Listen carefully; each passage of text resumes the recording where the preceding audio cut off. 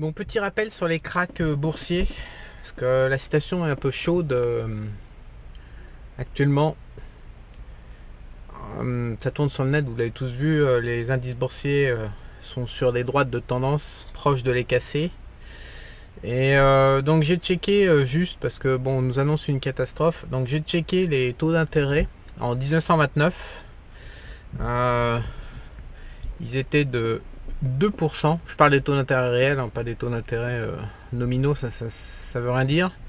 Donc juste avant le crack, ils étaient supérieurs à 2%, je crois qu'il y avait 6% d'inflation, 4% d'inflation et 6% de taux d'intérêt. J'ai checké en 87, qui est le crack le plus bizarre de l'histoire en fait.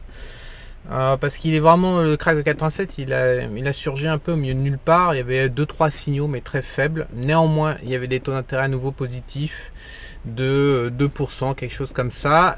On était en phase de remontée de taux d'intérêt. En 90, le Nikkei qui pète, pareil, il y avait plus de 2% de taux d'intérêt. J'ai regardé en 2000 et en 2006, en 2007, excusez-moi, c'est la même histoire. À chaque fois, on avait des taux d'intérêt réels positifs, qui étaient très souvent de 2% au minimum, entre 1,50 et 3% à chaque fois. Donc actuellement on a un break des tendances, on a un break de la droite de tendance, on l'a pas encore, mais je vais sortir ce qui fait chaud parce que j'ai bien fait le con et le moteur il chauffe et ça me donne chaud. Donc on a vraiment un risque majeur de break de droite de tendance et en fait les taux d'intérêt sont négatifs de 0,25 puisque le Fed Fund est à 1,75 alors que l'inflation américaine est à 2,20. Donc on est quand même à moins 35 de taux d'intérêt réel. Je suis désolé de le dire, mais j'essaie de trouver des cracks comme ça, des vrais cracks, des cracks de 30 à 50% dans l'histoire des marchés boursiers, mais il n'y a pas de crack. Il n'y a pas de crack en fait avec des taux d'intérêt réels négatifs. Donc est-ce que on va en avoir un pour la première fois ou alors est-ce que l'histoire va se répéter? Ça serait bien prétentieux pour moi de l'affirmer. Néanmoins, on a quand même pas mal de probabilité que ça soit juste une correction voilà, qui reste inférieure à 20% et puis on rebondisse. Quand on commence à anticiper des marchés baissiers ou des cracks, il y a les indicateurs anti-crack à checker. Pour l'instant, il n'y a pas trop de signaux. Le seul excès qu'il y a actuellement, c'est sur l'endettement des entreprises, mais cet endettement des entreprises ne sert qu'à financer des rachats de buyback, donc des opérations fiscales. Ça ne finance pas des augmentations de capacité. On n'est pas en situation de suroffre. On est juste dans le cadre d'optimisation fiscale. Donc franchement, voilà, il n'y a pas vraiment beaucoup de signaux. Les ménages américains, contrairement à ce qui se dit en France, sont désendettés. La charge d'intérêt par rapport à leur revenu est correcte, même plutôt basse, historiquement. L'État américain aussi est pas mal. Contrairement à ce qui se dit, l'État américain est...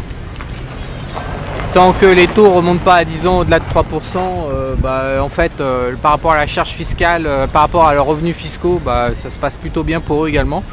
Donc il n'y a pas trop de signaux, donc si vous posez des questions qui vont un peu... je sais bien que ce que je suis en train de dire, ça va aller un peu contre tout ce qui se raconte. Donc, dernier point concernant le message des taux à 2 ans et des taux à 10 ans. Alors aux États-Unis, le message il est un peu bizarre. Le taux à 2 ans, il est à 2,25. C'est-à-dire qu'en mars 2020, les taux seraient à 2,25%, sachant que l'inflation est actuellement déjà à 2,25 et qu'il est déjà annoncé pour 2018 deux hausses des taux de la Fed pour monter à 2,25. Ça, grosso modo, les marchés obligataires anticipent probablement une poursuite de la remontée des taux d'intérêt à court terme par la Fed, qui vont aller au-delà de 2,25, mais ils anticipent l'arrivée d'une récession avant mars 2020 qui fait que les taux seront déjà redescendus. C'est probablement ça le message. Donc ils sont pas vraiment confiants sur le futur à horizon 2 ans. Sur le marché à 10 ans, c'est encore plus étonnant, c'est que les taux ont régressé de 2,95 à 2,75 ou 2,70, je sais plus. Donc d'abord l'écart du 2 sur le 10 ans est en train de se réduire. Et il faut vraiment surveiller l'inversion de la courbe des taux. Et en plus, le fait que le 10 ans se réduit, ça veut dire qu'il y a une baisse des anticipations d'inflation, une baisse des anticipations de croyance à la croissance. marchés américains sont pas quand même très... Les marchés obligataires américains, qui sont les marchés plus intelligents, ils nous lancent quand même un signal d'alerte, même si c'est pas immédiat. Je partage pas le pessimisme ambiant et un crack immédiat en 2018. En revanche, 2019 ou 2020, ça pue quand même du cul. Et donc c'est surtout les marchés européens qui vont déterminer. Moi j'ai déjà fait une vidéo là-dessus, mais enfin mon opinion n'a pas changé. Le démarrage, ça ne sera pas les États-Unis. Encore une fois, l'économie américaine n'est pas trop mal, voire même au plus haut. Au niveau industriel, au niveau du chômage, au niveau de beaucoup de facteurs, ça va plutôt bien. En revanche, l'Europe est très mal en point. La valorisation des banques aussi aux États-Unis est très bonne par rapport à celle européenne. Ce qui va se passer, c'est que si la croissance revient en Europe, il va falloir remonter les taux, et si on remonte les taux, normalement c'est là que ça va casser. Donc le foyer initial à surveiller, c'est le 2 ans sur le Bund allemand, et pour l'instant aucun signal de remontée.